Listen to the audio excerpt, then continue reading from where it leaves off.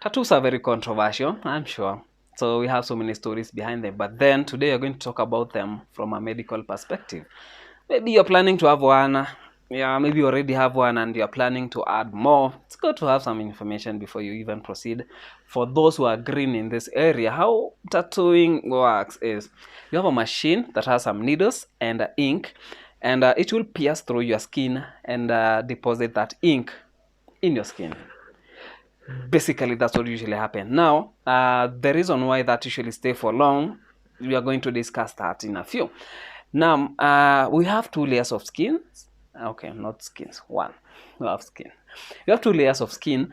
The first one, which is the top one here, is the epidermis, which is made up of not so stable cells. They usually get replaced every now and then because this is made up of dead cells. Now we have the lower one. Now below the epidermis we have the dermis. It has some stable cells. We have some good structures there. Now what happens when that gun is tattooing? It's going through the epidermis and depositing that ink in the dermis, and that's where it's going to stay for quite a long time. Now the reason why they usually do that is now in case maybe you so happen to deposit the ink on the epidermis, which is made up of I don't know, a single layer of cell or two, but they're dead cells. They keep being replaced every now and then. So what will happen eventually is the tattoo will fade off. But we have now the epidermis made up of more kind of permanent cells which are there, and the structure there is made up of very structurally permanent cells. So what happens is after perforating through the skin, it deposits the ink there. Now we have several reasons why that usually stay for long. One, it is in the epidermis. No, it is in the dermis. So inside your dermis, chances of that particle going anywhere else would be very minimal. Now we have another theory that the body will definitely deal with something new in your body.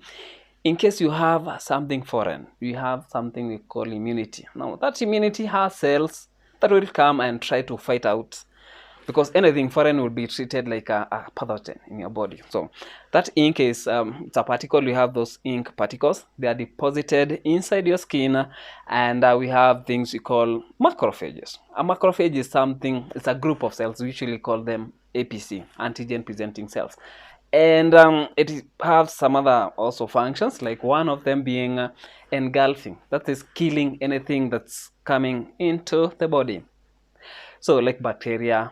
So now in this case, the ink particle will be treated like a bacteria. Now that macrophage will come and engulf that ink particle, and okay, that will be the process of kind of killing or getting rid of that particle. But remember, tattoo inks are usually made up of heavy metals, metal salts, and that macrophage will definitely not be able to crush that ink, so it will not be able to kill it. So eventually macrophage will die and it will release the same whole particle out, and another macrophage will come and take over and guard that thing, stay with it until it dies, and then the cycle will continue and continue and continue forever. That's what will happen. That's why the ink will never fade. It will just stay there forever. Now before you go ahead and pick that favorite tattoo that you want to get and the ink that you want to get on your skin, it's worth getting to know some of the things that you might face. One of them is we have people who are allergic to either the ink or the whole process. So that perforation of the skin might not be good to your skin. Yeah, might bring some allergic reaction. So the ink that you're going to get sometimes might trigger allergic reactions, and that's why I usually advise people, in case maybe you're planning to have one tattoo, or maybe forever, you might maybe decide even to blanket the whole of your body with the tattoos. It's good to, like, first of all pick an area and get a tattoo there, a small one, just a small patch, then observe it for a week or two or even a month. And if you don't have any allergic reaction or any funny kind of a reaction on your skin, then you can go ahead and blanket the whole body with the tattoo. Yeah. So the other one, when you create a trauma on your skin, the skin will start undergoing processes of healing. Yeah, one of them being repair. So it will repair the place where you created trauma, and we have keratin, and keratin on your skin will form the structures that will keep your skin tough, and yeah.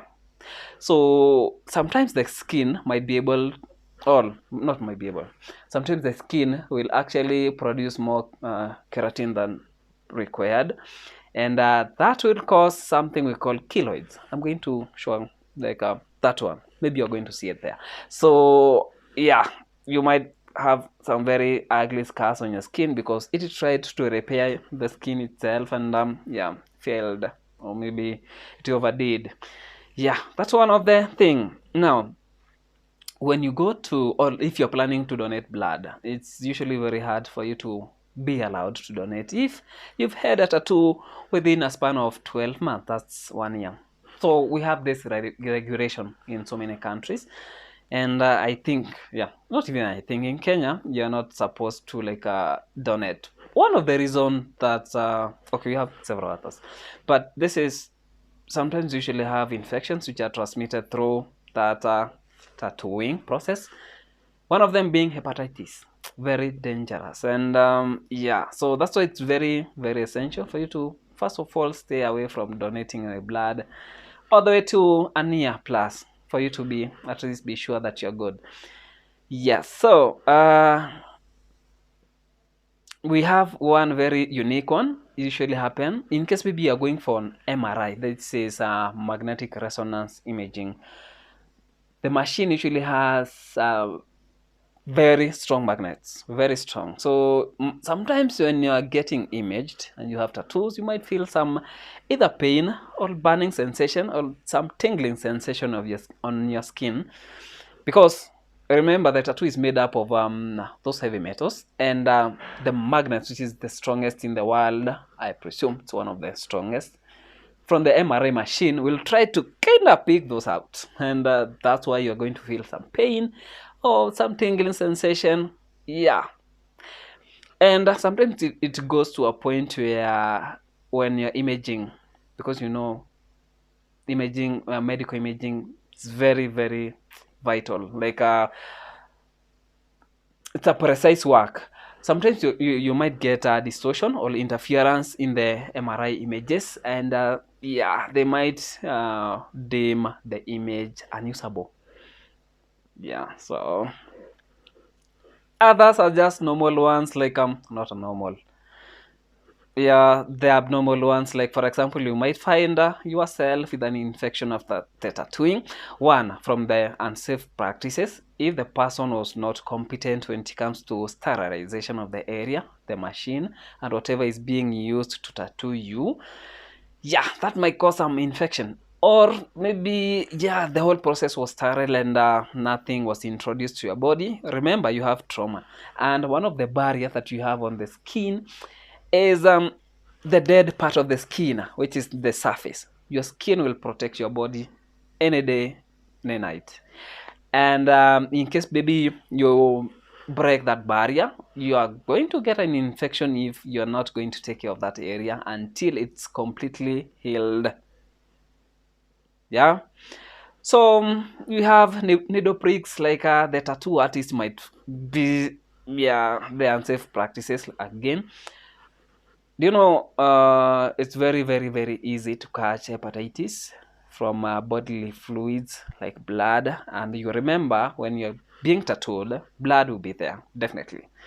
Unless, okay, not even unless, you're going to get blood. If you're planning to perforate all the way up to the dermis, you're going to have blood. And in case maybe that blood is infected, and the gloves that you're wearing are not, or maybe they are perforated, or maybe they have issues, you're going to get that this is definitely, yeah. Yeah, so we have some compositions when it comes to dyes that are used for tattooing, like for example, I'm going to put a list. It's a huge one. Yeah, we have those which are black, we have high white, we have hard oranges. Like when you have black, we have acrylic, we have glycerin, we have Pigment black we have, which has isopropyl alcohol and water. That's a concoction that comprises to true black ink. That's just one of them. I can sing them here the whole night, and we're not going to make any point. So the reason I'm going to like tell them is you're going to see some of the methods we are talking about. They're there, so you can just go on. But we have some organic, what we call them, vegan tattoos. Yeah, they're out there. They have vegan, yeah, plants, no animals. Oh, okay, vegan. They just only we have vegetarians and we have vegan. Anyway, I don't know. I don't know the okay. I don't know the difference. I'm a carnivore. So for the vegan, we come. We have some black carbon and logwood. We have titanium dioxide. We have turmeric. We have mannose. We have sodium and aluminium. That's for blue. We have naphthol. We have dioxazine and carbazole for the purple. In conclusion, tattoos are good. They make you feel pretty or look pretty or scary. Like I said, tattoos are controversial, so you don't have any one single thing to single out on tattoos, but they are becoming popular. You might as well go and get one in case you like one. But make sure you go through what you've said up there before you go get one. And yeah, let's see you in the next one.